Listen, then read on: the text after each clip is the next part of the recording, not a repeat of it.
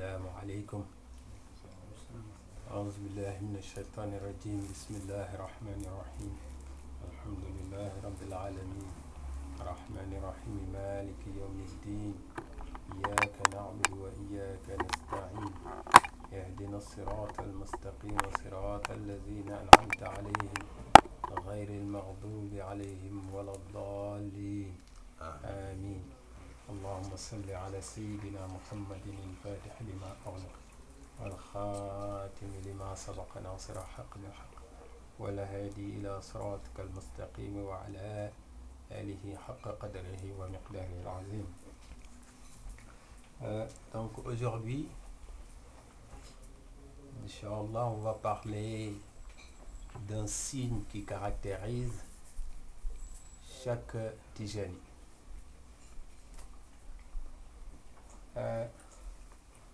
C'est un signe que Ashab al-Kashf, ceux qui ont la chance d'avoir le dévoilement, c'est-à-dire voir ce qui n'est pas apparent pour tout le monde,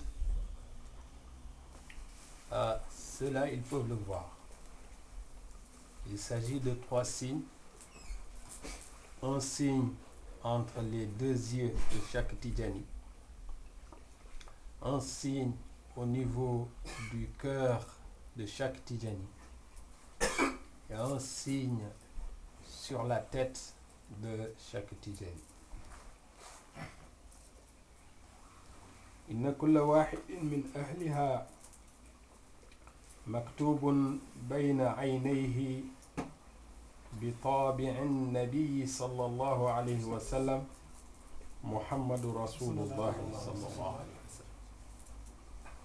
Alors, chaque disciple a entre les yeux un cachet qui marque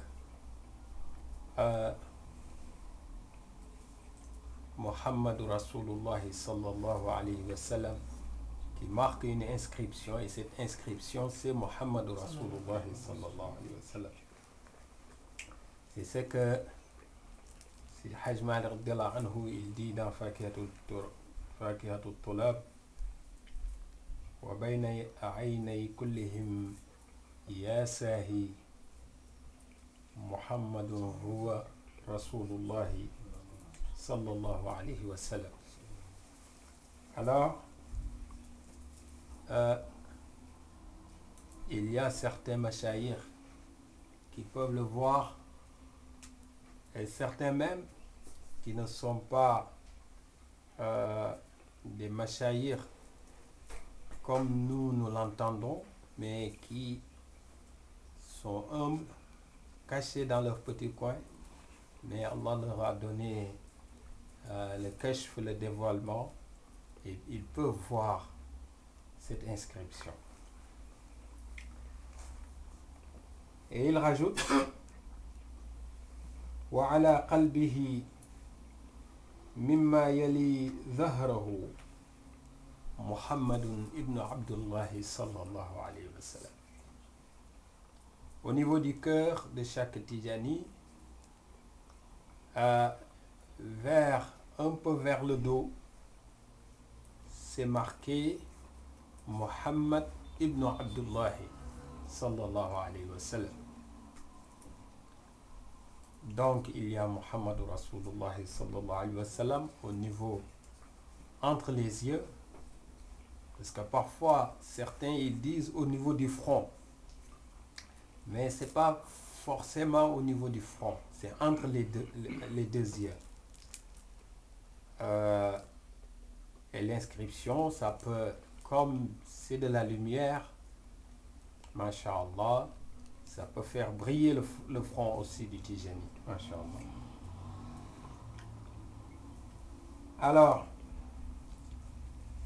il dit donc, après les 2 yeux, il y a au niveau du cœur Muhammad Rasulullah, Muhammad ibn Abdullah sallallahu alayhi wa sallam. Mais qu'est-ce que ça veut dire? Ça veut dire que si tu n'aimes pas le prophète Muhammad sallallahu alayhi wa sallam, tu ne peux pas être Tijani. la priorité dans la tariqa, c'est d'abord et avant tout un amour sans limite pour le prophète Mohammed sallallahu alayhi wa sallam. Alors, et si tu es Tijani et que tu aimes le prophète sallallahu alayhi wa sallam, tu aimes Sayyidina Cheikh Ahmed Tijani radiyallahu ta'ala anhu, lui qui t'a permis de découvrir cette tariqa et d'avoir cette baraka aussi.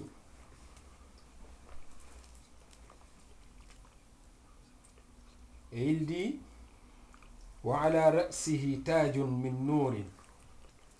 Le Tijani, il a au niveau de la tête une forme de couronne en lumière.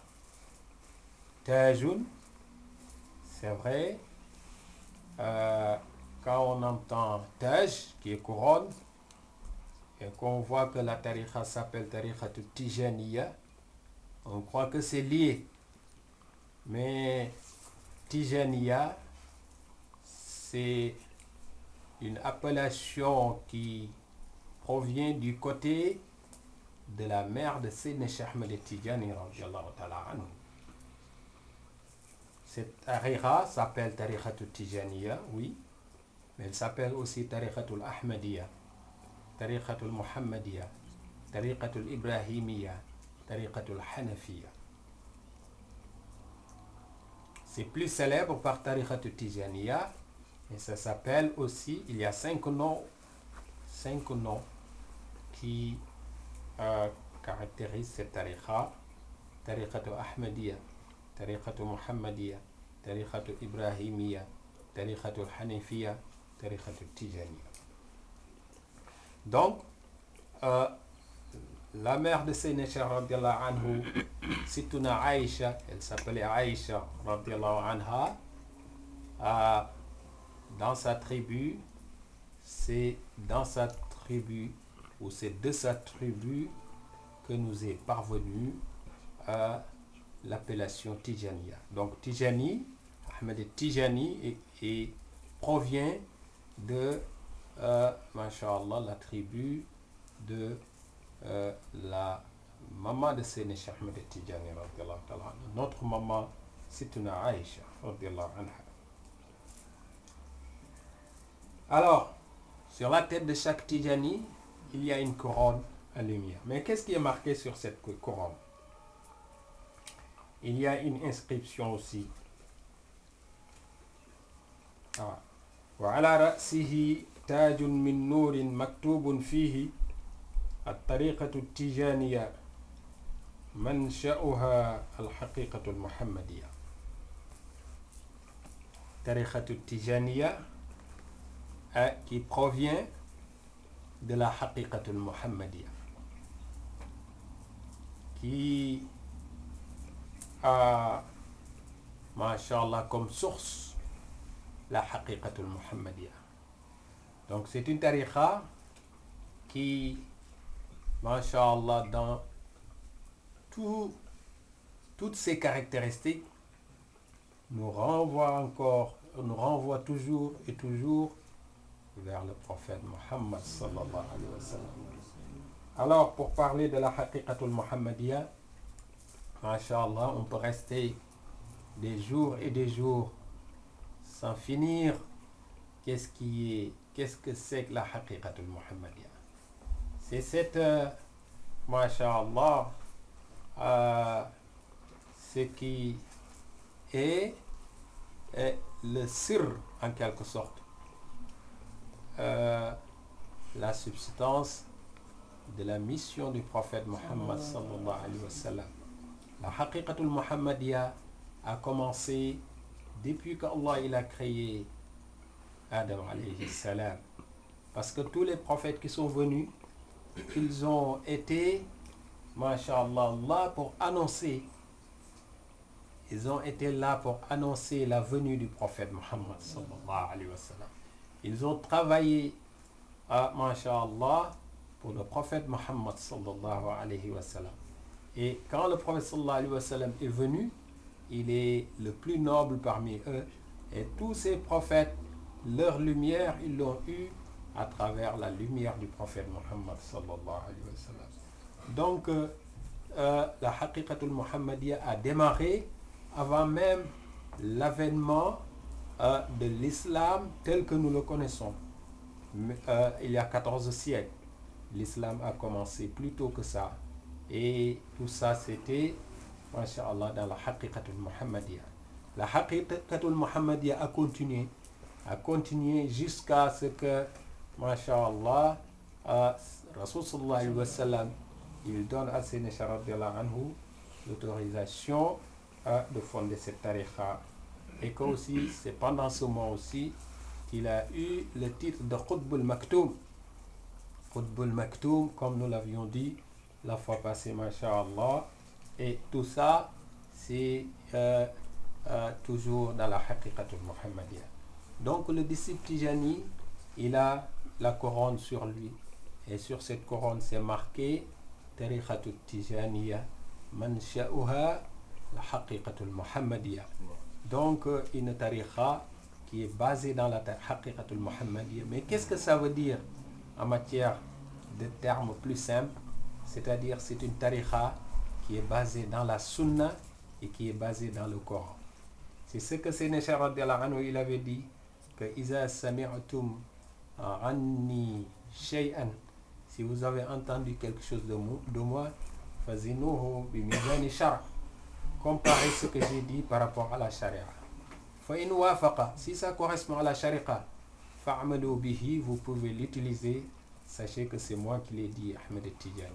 Wa in khalafa, si c'est différent de la tariqa, fatrukuhu, abandonnez ce que vous avez entendu, sachez que c'est pas moi qui l'ai dit. Donc cette tariqa est basée dans la sharia, est basée dans le Coran, est basée dans l'enseignement de Sayyidina Muhammad sallallahu alayhi wa sallam. Tu ne peux pas dire que je suis Tijani, donc je peux me permettre de faire des choses et dire que oui, moi je suis soufi, donc je peux... Non. Un Tijani, il ne fait jamais quelque chose qui est haram. Innal halal bayyinun wa innal haram bayyinun. Ce qui est halal, c'est halal et c'est ça et cela c'est pour toujours. Ce qui est haram, c'est haram et ce sera pour toujours. Ceux qui boivent de l'alcool et qui disent que je le transforme en lait parce que je suis soufi, ça c'est des histoires, ça n'existe pas dans la Tijaniyya. Ceux qui font le haram et disent que oui c'est haram pour les autres mais c'est halal pour moi parce que je suis soufi, ça ce n'est que des histoires.